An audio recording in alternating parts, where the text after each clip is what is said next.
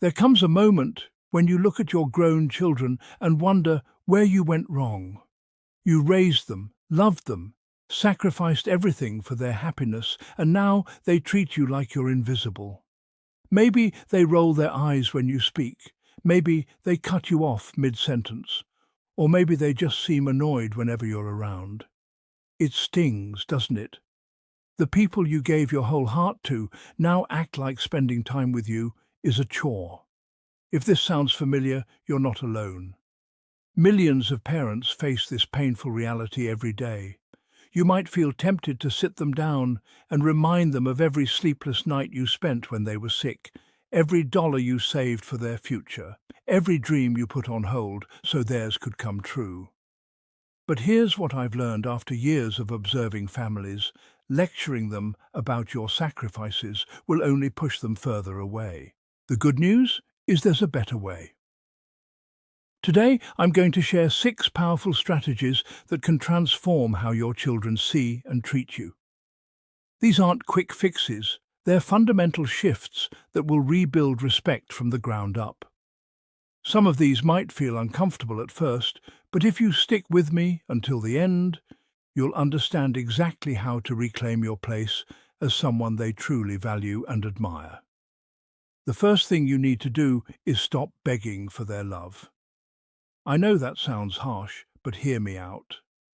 When you constantly seek their approval, when you say yes to everything they ask, when you drop your own plans just to accommodate theirs, you're actually teaching them that your needs don't matter.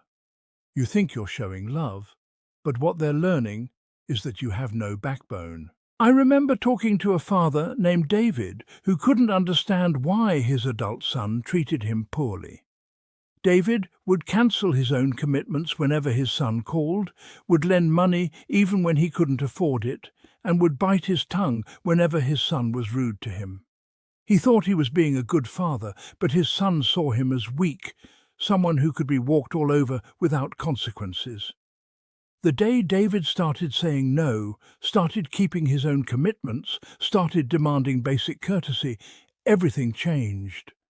His son didn't like it at first, but slowly he began to see his father as someone worthy of respect again. Here's the truth nobody wants to admit. People, even your own children, lose respect for those who have no respect for themselves. When you chase their approval, you're showing them that their opinion of you matters more than your own opinion of yourself. And once they believe that, they'll treat you accordingly. The second strategy might surprise you. Stop trying to win arguments with them.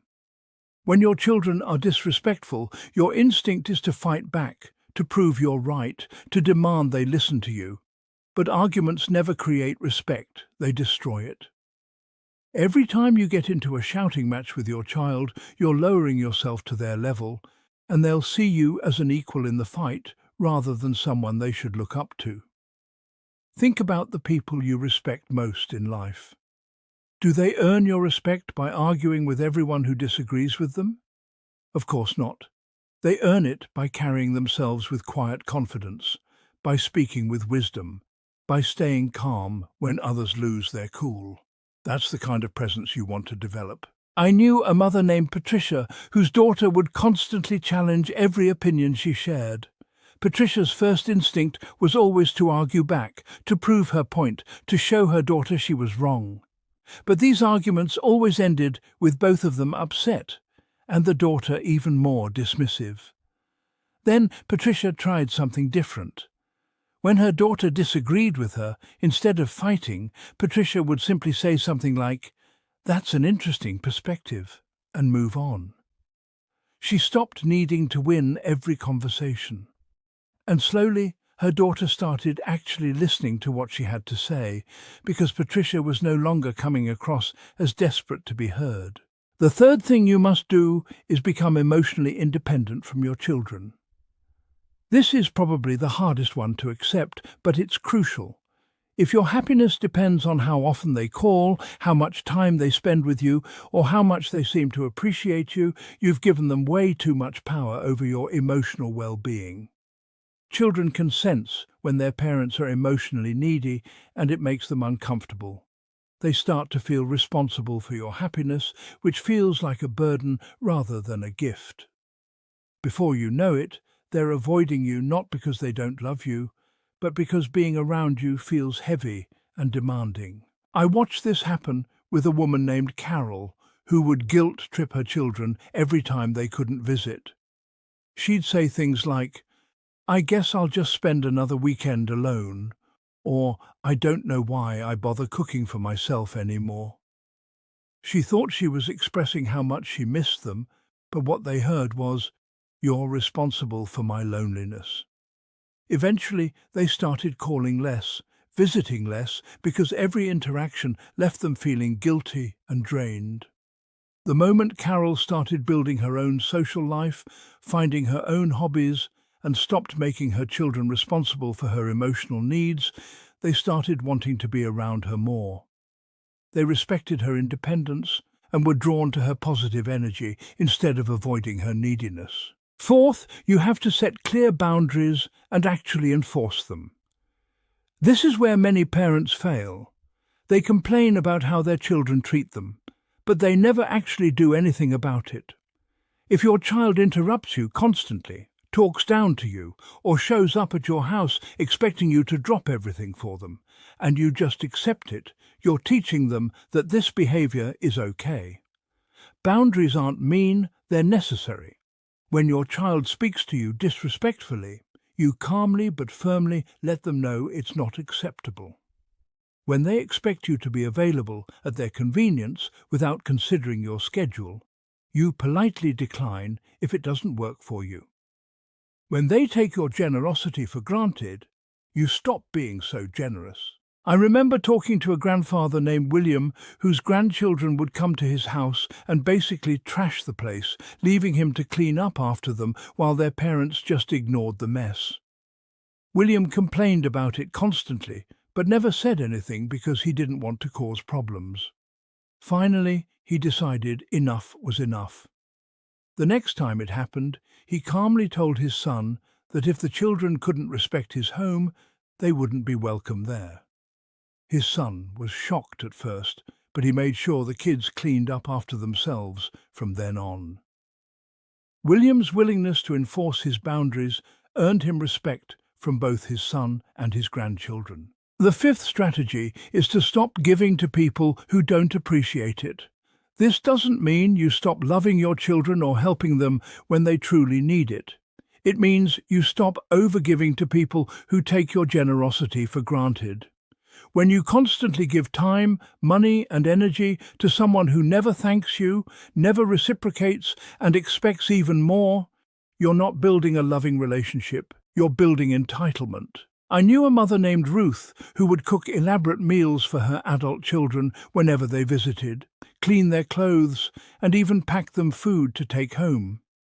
But instead of gratitude, she got complaints if the food wasn't exactly what they wanted, or if she hadn't prepared enough. They started expecting her to wait on them hand and foot, and when she couldn't keep up, they acted annoyed.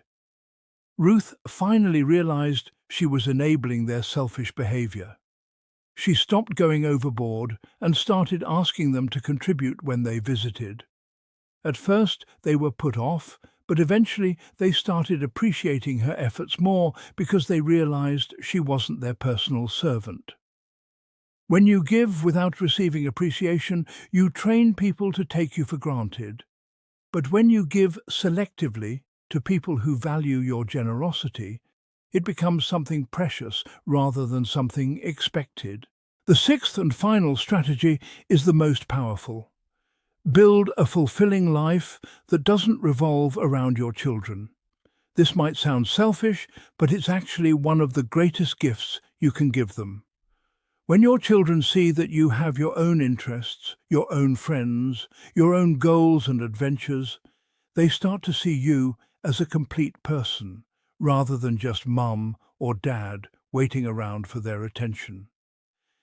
People are naturally drawn to others who have passion and purpose in their lives. If every conversation with you is about them, if you have nothing interesting to share about your own life, if you seem to be just killing time between their visits, They'll start to see you as someone who has given up on life.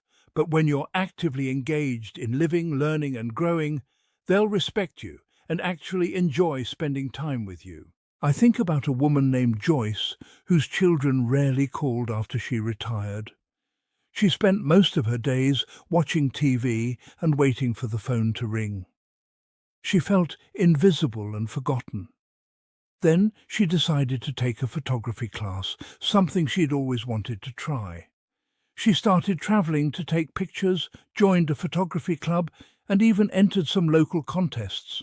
Suddenly, her children were curious about what she was doing. They wanted to see her photos, hear about her travels, meet her new friends. They respected her for pursuing her passions and were proud to have such an active, interesting mother. If you're still watching and these ideas are resonating with you, please leave a comment with the number 6 so I know you made it this far. And if you haven't already, please subscribe and hit the notification bell so you don't miss future videos that can help you build stronger, healthier relationships with your family. Here's what I want you to understand. Respect cannot be demanded, it can only be earned. And you don't earn it by reminding people of what you've done for them in the past. You earn it by how you carry yourself today. Your children will respect you when you respect yourself enough to set boundaries, when you're confident enough that you don't need their constant validation, when you're interesting enough that they actually enjoy your company, and when you're strong enough to walk away from disrespectful treatment. This isn't about playing games or manipulating your children. It's about becoming the kind of person who naturally commands respect simply by being authentically, confidently yourself. When you stop chasing their approval and start living your own life with dignity and purpose, something magical happens. They stop seeing you as someone who needs them and start seeing you as someone they want to be around. The changes won't happen overnight, and there might be some initial resistance. Your children are used to the old version of you, the one who said yes to everything and accepted poor treatment. But if you stay consistent with these principles, if you maintain your boundaries with love but firmness, if you continue building a life that makes you proud, they will start to see you differently. Remember, you taught them how to walk, how to talk, how to navigate the world. Now it's time to teach them how to treat you with the respect you deserve. Not by demanding it, but by embodying it. Not by arguing for it, but by living it. And not by chasing it, but by becoming someone who naturally inspires it. Thank you for watching today. I'd love to hear your thoughts in the comments below. Share one insight that stood out to you and how you plan to apply it in your own life. Your experiences and perspectives help create a community where we can all learn and grow together. If this video helped you, please like it and share it with someone who might need to hear these words. Your support helps us continue creating content that makes a real difference in people's lives. I'll see you in the next video, and remember, you deserve to be treated with respect, but it all starts with how you treat yourself.